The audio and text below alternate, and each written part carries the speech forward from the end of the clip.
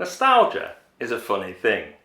I was a keen video game player when I was younger, and many of the games that I used to play get remade or bought out again and revisited, and I always get really excited about them.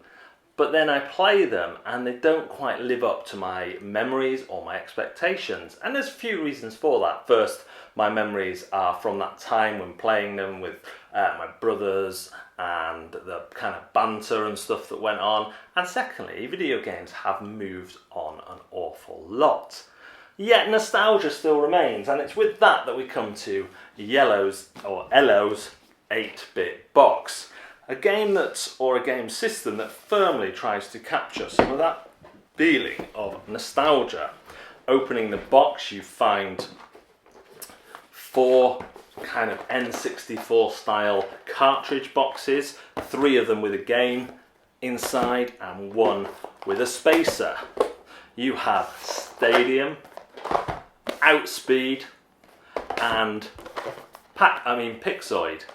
Then kind of little Pierre de la Resistance, because I'm good at French as well as nostalgia, of the whole piece, the main console as it were. This even has ports on the back like a SCART and an on-off switch illustrated. It has an eject button, a power button, and comes with 6 of these controllers. And if you lift off the top, you find inside what are called the common components of all these games. A ton of white cubes, some coloured cubes that match the controller colours, and 5 dice with various numerical and symbol values. Because they've chosen this kind of system of control, most of the games are boiled down to programming in some form or another. That is, secretly choosing a shape on this pad, an arrow on this pad, and maybe adding in a number on the middle, and playing that face down, and everyone revealing simultaneously to show what they've chosen. In Pixoid, a game that mimics Pac-Man, you will take out the box that has these game-specific components and the rules, and you find that once you get inside this box, the component quality drops quite a lot. From the console to the kind of type of cardboard, it was kind of a bit flimsy to punch out. Now, some of it's okay, but the smaller pieces kind of come off a bit flimsy, a bit chintzy. You will build a map from the parts provided, and you will play a Pac-Man game using the arrows to move and the number in the middle to select which distance you move. This plays out as a 1 versus many game, with 1 being the Pac-Man character who's trying to stay alive as many rounds as they can, and the rest playing the ghosts. Then they will swap and everyone will get a chance to play as the Pac-Man character. Outspeed is a kind of F-Zero style game, and again inside the box the components are of the same quality as the Pac-Man game. In here you have 3 pieces of track, some really difficult to make racing cars that you kind of folded together, and some tokens. And what you're going to be doing is, depending on the player count, you'll lay out 12 of these tracks, depending on the player count, choosing a side, and then everyone will choose, using the other controller, which option out of the up to 3 options they want. There is some clever decisions here, like some options only activate if exactly 2 people choose them or exactly 3 people choose them. Some options give you more benefits or cost less fuel if more people choose the other option. So there are some clever ideas in Outspeed. The final game, even more so than these 2 mini-games, is a collection of mini-games and perhaps 8-bit box's weakest point. It is like the WarioWare of this collection, except if WarioWare were made of not fun games. The first problem lies in the fact that you need 4 or 6 players exactly. It's a team game, and all of the sports that are in this game come with their own little board, and they all have their own way of operating. But because there's so many, they have to be given their own general rule book and their own rule for each of the trials, as they call them. So, for example, weightlifting, you don't use the controllers, you're just going to spend energy and then roll a dice. And so on and so forth. So these are the types of games that you get there. You can secretly wager a number, and then the only original highest unique number wins, and things like that. It is a collection of micro games, many of them mini games, that, whilst admirable in scope, don't really deliver the fun I'd be looking for.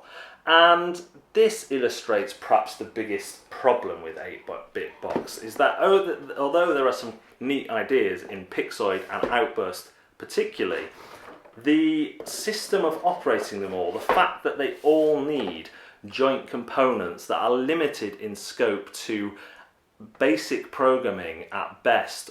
You can't even program a whole run of things unless you had 3 different programmable values. You can only program and reveal, or using dice as luck.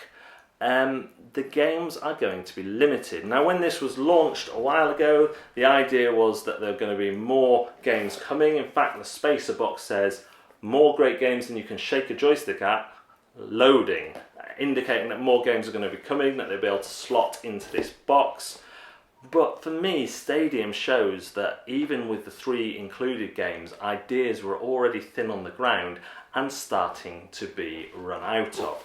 Now, don't get me wrong, I had a lot of fun with Outspeed, I had a lot of fun with Pixoid, but they are not full gaming experiences. They are mini games, and they do not have the legs of full game experiences. And some people might want that. Some people might enjoy throwing one of these out at the start of the night to play. But for me, and I suspect others, this collection unfortunately ends up the same way my downloaded games that I played years ago do, in the nostalgia bin. And unfortunately, the nostalgia bin this time says it's just not quite what I wanted it to be, not quite what I remembered it being.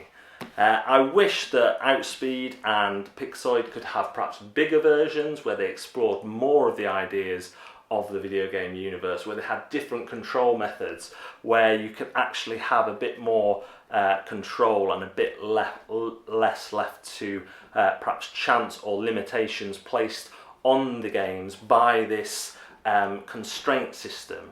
And ultimately, the cleverness of this box and the design, the wonderful design of the main bits, not the kind of cartridges included, but the box, the holder that represents the console, and the controllers themselves, are all designed to a really high quality and really good components.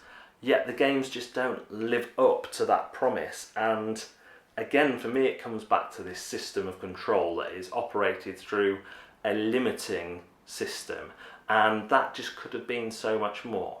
So if you're a big programming fan and you're looking for some light programming experiences that can teach people about programming, that can teach younger kids about programming, about the consequences of how they program things, then 8-Bit Box wouldn't be a bad bet. But if you're looking for the next gameplay revolution that can be expanded and added to and go places we never thought it would go, then 8-Bit Box probably ends up deleted, as do my downloads of those old nostalgia games.